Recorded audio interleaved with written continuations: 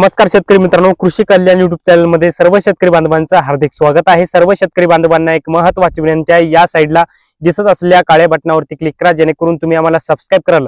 आणि तुम्ही जर आम्हाला सबस्क्राइब केलं तर शेती संबंधित असेच नवनवीन व्हिडिओ तुम्हाला आमचे सर्वप्रथम पाहायला भेटतील। तर शेतकरी मित्रांनो, चला तर व्हिडिओला सुरुवात करूया। तर शेतकरी मित्रांनो, आपण सगळ्यात महत्त्वाचा मुद्दा तो म्हणजे शेतकऱ्यांची कर्जमाफी आणि कर्जमाफीच्या मुद्द्यावर आपण बोलणार आहोत। मित्रांनो, कर्जमाफी संदर्भात भरपूर शेतकऱ्यांचे प्रश्न आहेत, भरपूर शेतकऱ्यांच्या कमेंट्स आहेत, त्या कमेंट्सचे उत्तर आपण या व्हिडिओच्या माध्यमातून घेण्याचा प्रयत्न करणार आहोत।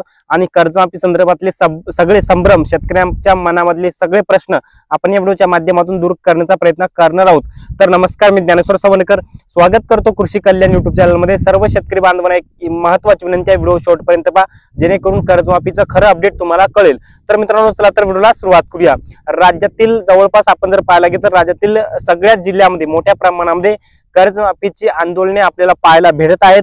आज 19 मार्च 2025 आणि आपण जर पाहिलं तर आज रविकांत तुपकर साहेबांच्या माध्यमातून मुंबईच्या समुद्रामध्ये आंदोलन करण्यात येणार आहे।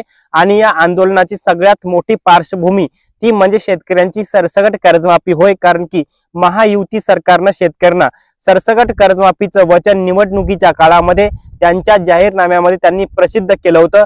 त्यामुळे निवडणुकीच्या काळामध्ये जे शेतकऱ्यांना महायुती सरकार म्हणजेच देवेंद्र फडणवीस यांनी वचन दिलं होतं, ते वचन आता पूर्ण करायची वेळ आल्यामुळे सध्या राज्याचं अर्थसंकल्पीय अधिवेशन सुरू आहे आणि अर्थसंकल्पामध्ये कर्जमाफीची तरतूद न झाल्यामुळे शेतकरी मोठ्या प्रमाणामध्ये संताप व्यक्त करत आहेत। आपण जर पाहिलं तर रविकांत तुपकरांच्या माध्यमातून मुंबईच्या अरबी समुद्रामध्ये सातबारा बुडून आंदोलन करण्यात येणार आहे। या पाठोपाठच शेतकरी नेते आपण जर पाहिलं तर बच्चू कडू असतील, याचबरोबर आपण जर पाहिलं तर इतर जे काही शेतकरी नेते असतील किंवा विरोधी पक्षातले काही आमदार असतील किंवा सत्ता पक्षातले आमदार असतील, यांच्या माध्यमातून कर्जमाफी संदर्भात आंदोलन करताना आपण पाहत आहोत। याचबरोबर विविध जिल्ह्यातील शेतकरी आता रस्त्यावर उतरताना आपण पाहत आहोत, त्यांच्या माध्यमातून सध्या रास्ता रोको होत आहे। त्यामुळे राज्यातील शेतकऱ्यांना कर्जमाफी देणं अत्यंत महत्त्वाचं आहे आणि गरजेचं सुद्धा आहे।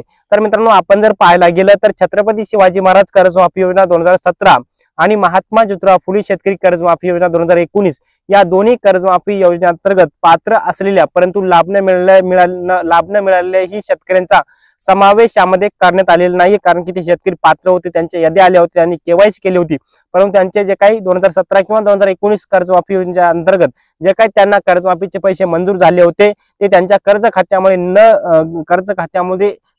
खात्यामध्ये सरकारने न टाकल्यामुळे त्यांची कर्जमाफी झालेली नाहीये। त्यामुळे ते सुद्धा संताप व्यक्त करत आहेत। त्यामुळे या अर्थसंकल्पामध्ये कर्जमाफीची आवश्यकता खूप महत्त्वाची होती। सरकारने जे काही शेतकऱ्यांना दिलेलं वचन ते अखेर या अर्थसंकल्पामधून त्यांनी पूर्ण केलेलं नाहीये।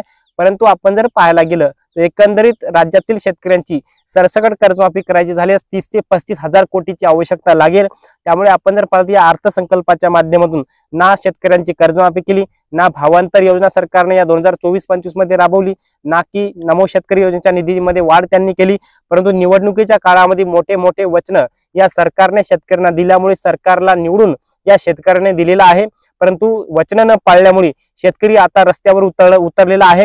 आपण जर पाहिलं तर बच्चू कडू असतील, रविकांत तुपकर असतील, राजू शेट्टी साहेब असतील, यांच्या माध्यमातून कर्जमाफी संदर्भातले किंवा इतर शेतीच्या हमी भाव संदर्भातले आंदोलन करताना आपण पाहत आहोत।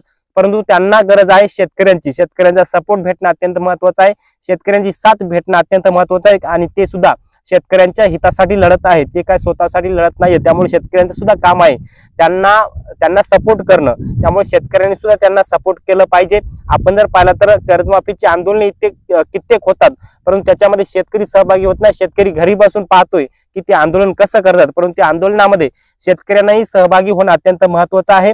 शेतकऱ्याची एकजूट नाही, शेतकऱ्यांची संघटना नाही, यामुळे शेतकऱ्यांच्या बाजूने कोणी लढायला तयार होत नाही। आपण जर पाहिलं तर जसं की मनोज जरांगी पाटलांचं आंदोलन मराठा आरक्षणासाठी उभं राहिलं, तसंच शेतकऱ्यांच्या कर्जमाफीसाठी किंवा शेतकऱ्यांच्या प्रश्नासाठी सुद्धा असंच एक आंदोलन उभं राहायला पाहिजे। परंतु त्यासाठी आवश्यकता आहे शेतकऱ्यांची।